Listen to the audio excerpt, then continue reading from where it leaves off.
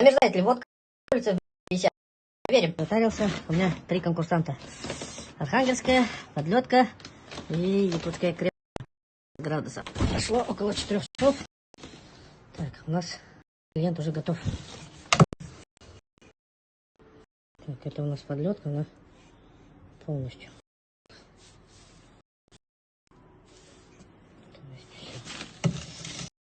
Второй. Архангельский. Что тогда? Схватываться начинает.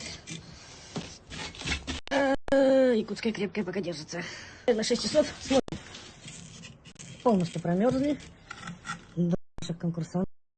Бутылка лопнет, не лопнет.